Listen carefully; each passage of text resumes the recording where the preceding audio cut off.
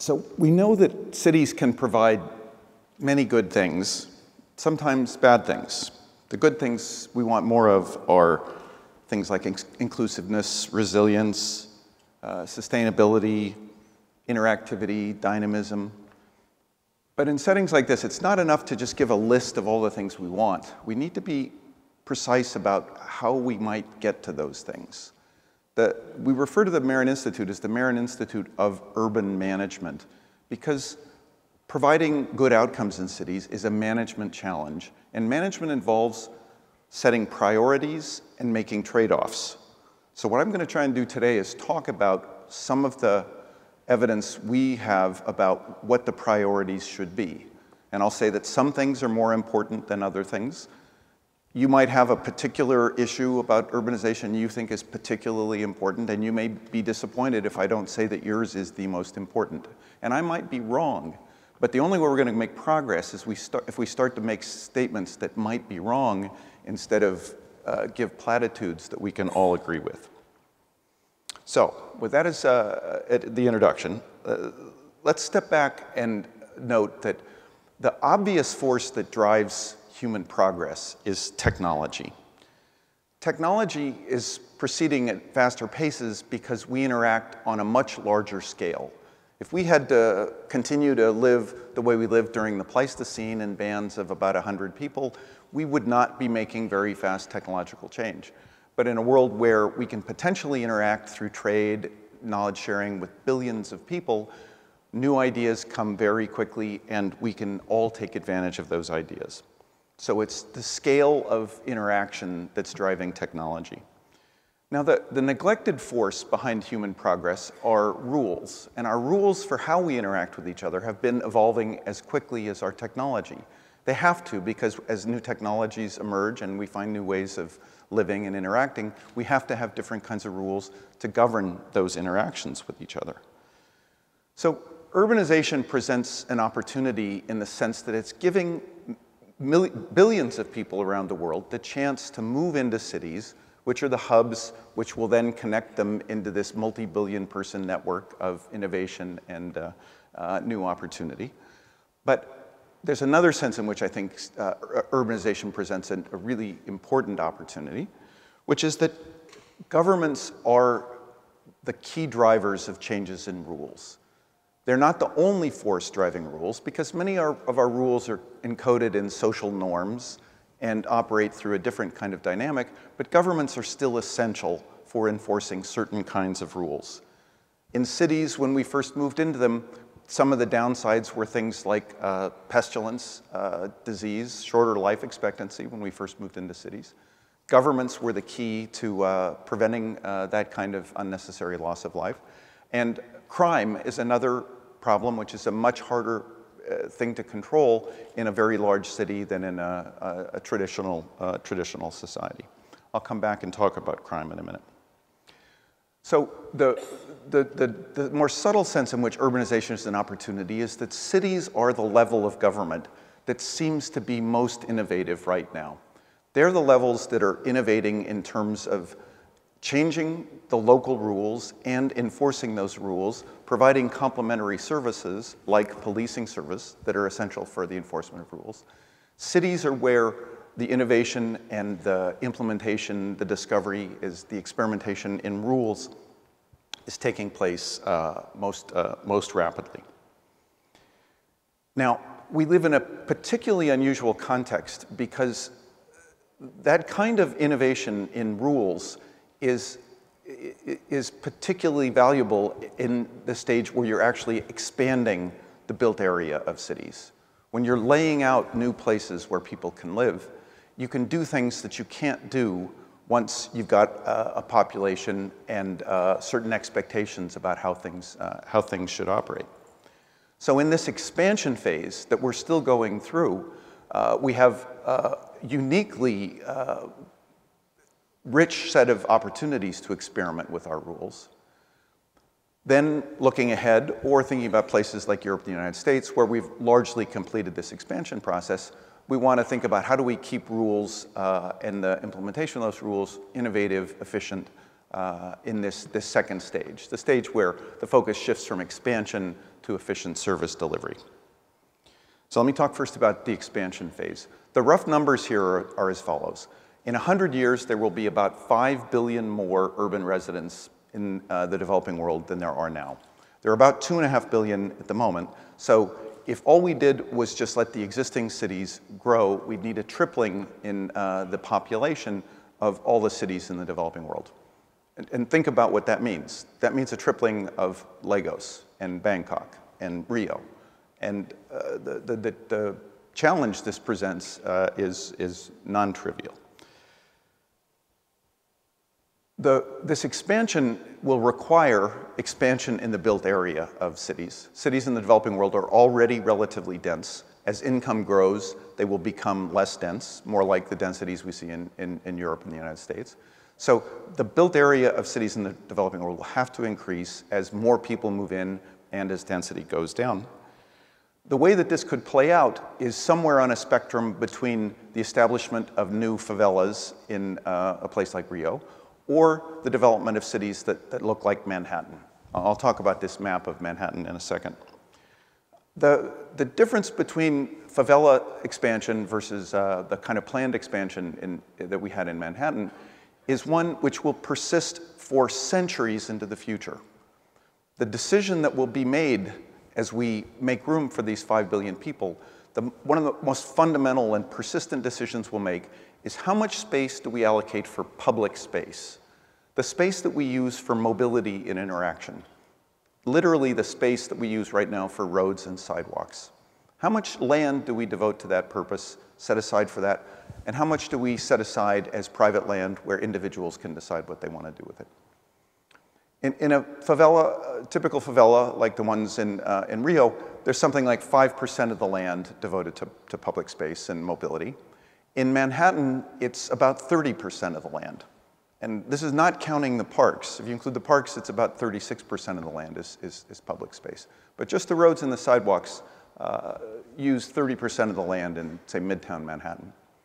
Now, how did we get to that kind of much more flexible, much richer, much more interactive kind of arrangement about public versus private space? Well, in 1811, this map shows the extent of development in Manhattan. If you're familiar with Manhattan, the lower portion, as you're moving from left to right, development stops at about Houston Street.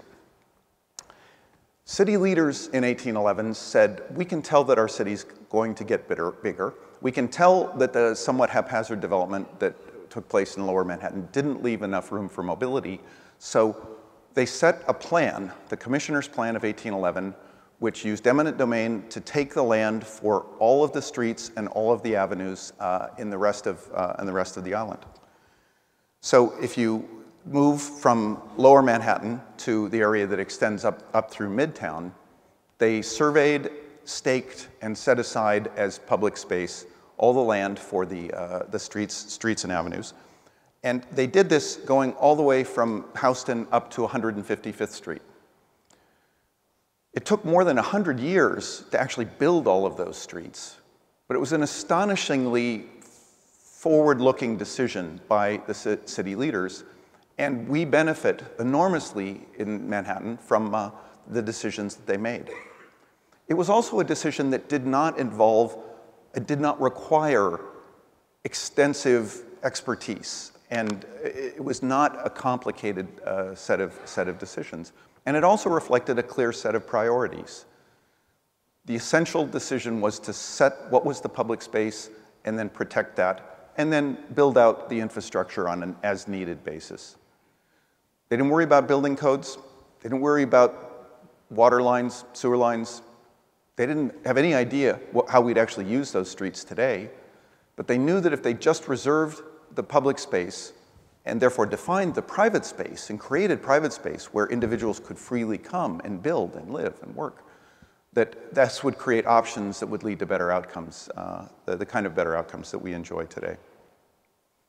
So this is the message that we're giving to rapidly growing cities throughout the developing world. Right now in Ethiopia, Colombia, discussions going forward in places like India, other countries in Asia. It's a very feasible, very easily implementable strategy of setting aside and then protecting from encroachment the public space that will be used to ensure the mobility, which is the key to the productivity and dynamism of the city.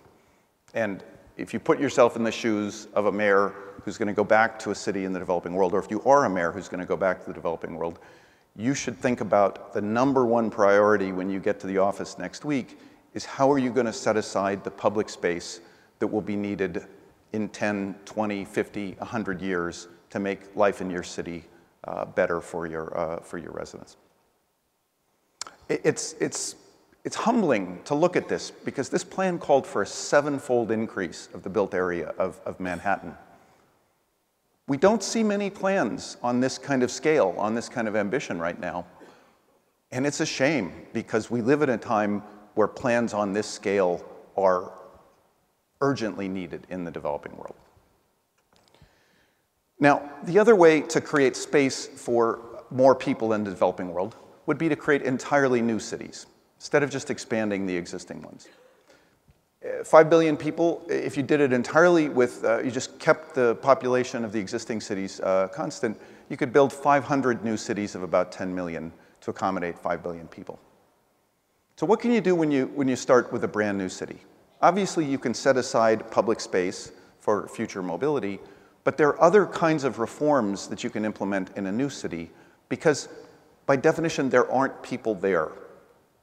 The challenge of many kinds of reform is that many people may benefit from the reforms, but some will not benefit, or some will at least fear that they won't benefit, and so they will resist them.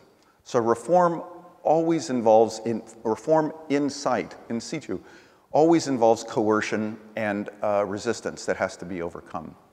In a new city, that's always in situ. In a new city, you don't have to use any coercion. You can say, we're going to do things differently. We're going to try something new here, and if you think this looks attractive, come join us. If you don't have to come.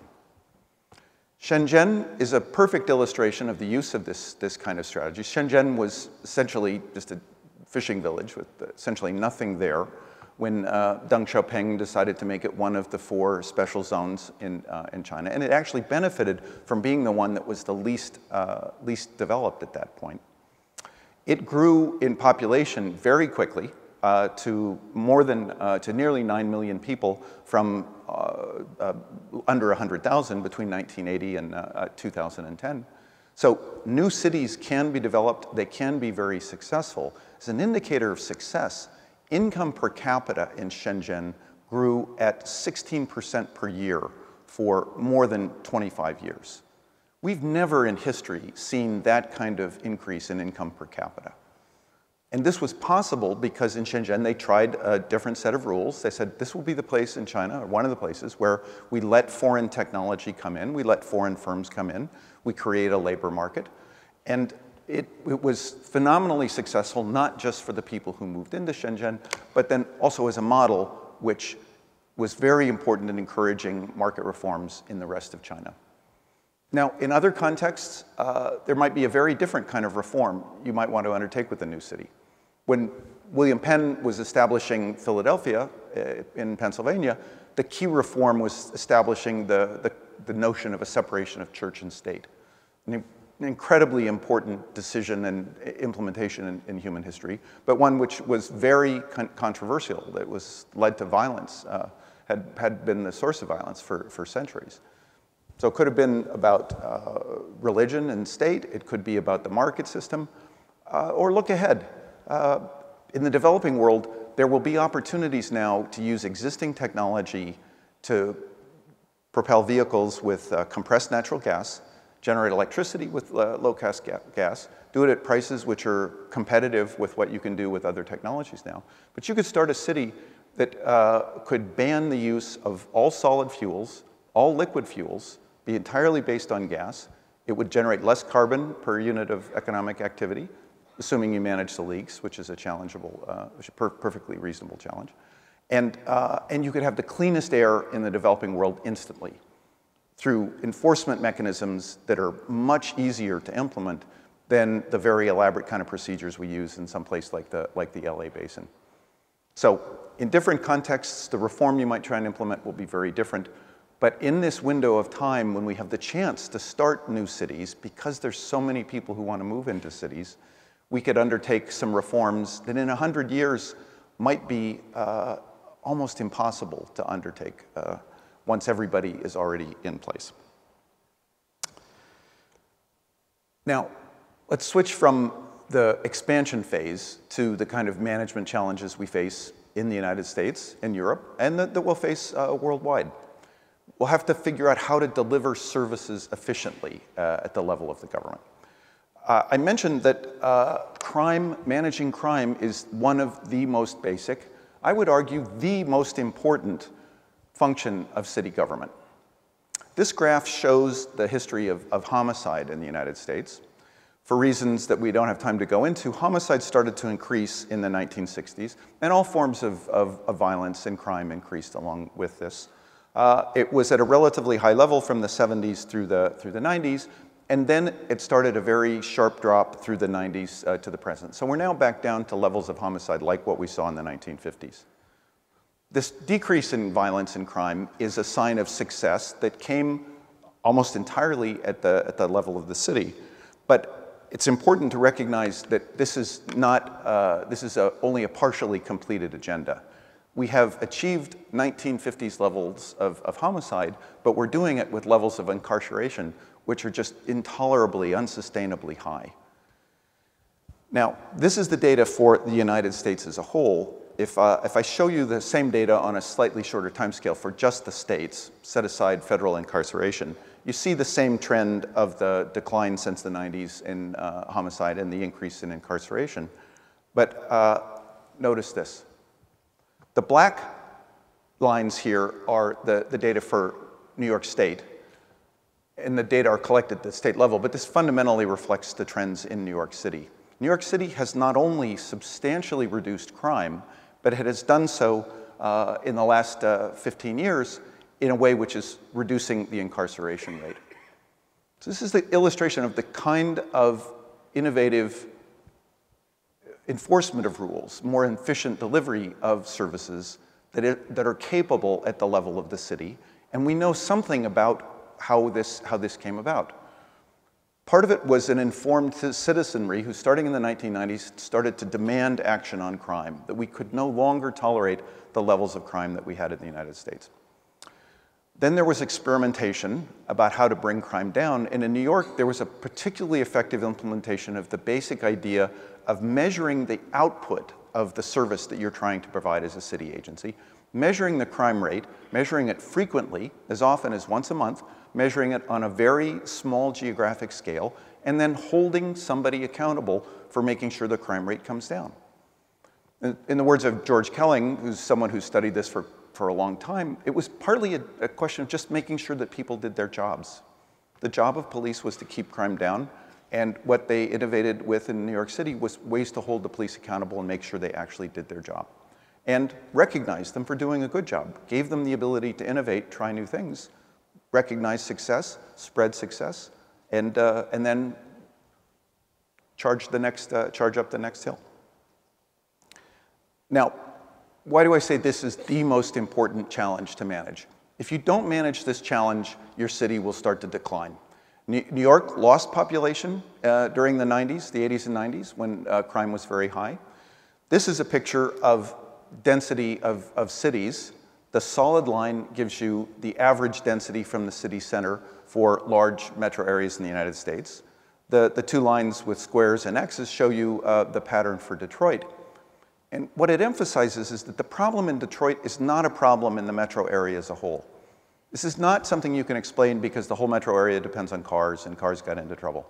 The rest of the Detroit metro area looks like the rest of the United States, but the center city in Detroit looks very different. There's something wrong in Detroit, and you don't have to look very far to see where that is. Now, let me warn you, the scale here is not 20, which is what I showed you on the state or national data before. This is 70. And New York City has a higher homicide rate than, say, New York State, so it gets up as high as 30. Detroit has the highest homicide rate in the United States at the level of 50 to 60. This is an indication of a complete failure of the government of the city of Detroit to deliver the kinds of services required to keep a city safe. And if Detroit solves this problem, its central city area will densify. It'll start to look like the rest of cities in North America. And if it doesn't solve this problem, it won't matter what else they do in Detroit. So if you're a mayor and you go back to the developing world where cities are going to triple in population, maybe increase 5- 6-fold in built area, figuring out how to protect public space and create options for the future is your most important priority. If you're a mayor in a city which is relatively well developed, that isn't facing this urgent priority of expansion, crime has to be the #1 priority. And if you don't manage that, you won't succeed. Looking forward, one of the indications of the problems with the allocation of public space in Rio versus Manhattan is that congestion in Rio is much worse than Manhattan. You can see this in wasted time in trips that are delayed by congestion. If you have a 30-minute commute in Rio during times when there's no traffic, you'll waste 120 hours a year in delays caused by congestion, compared to New York City, where you'd waste something like 70 hours a year. So New York's got room to improve too, but Rio is in a much worse position. But that understates the seriousness of the problem in Rio, because New York still delivers millions of person miles of mobility, millions, I mean, orders of magnitude more miles of person mobility than Rio delivers. So Rio is completely failing on this basic challenge of sustaining mobility. Even if you allocate space generously, as New York did, eventually you're going to face a challenge about how to allocate that scarce space between cars and other possible uses to manage issues like congestion.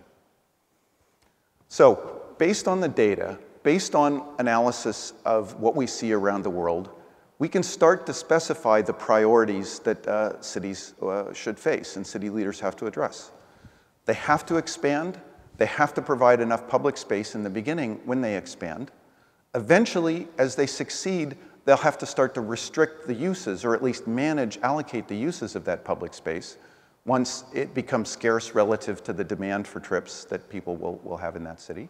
And but even before you get to that kind of level of problem with congestion, if you don't manage crime, nothing else you do will make any difference. So to conclude, we can figure out what the priorities are in urban management. We can do a much better job in urban management. This period of time where we're expanding the worldwide urban population gives us a particularly important opportunity to do a good job in the early stages of urban management. But going forward, we'll still have to keep paying attention to these basics of how do you manage a workforce, how do you measure outputs and raise productivity, how do you make sure that city governments deliver the services that are essential for progress. Thank you.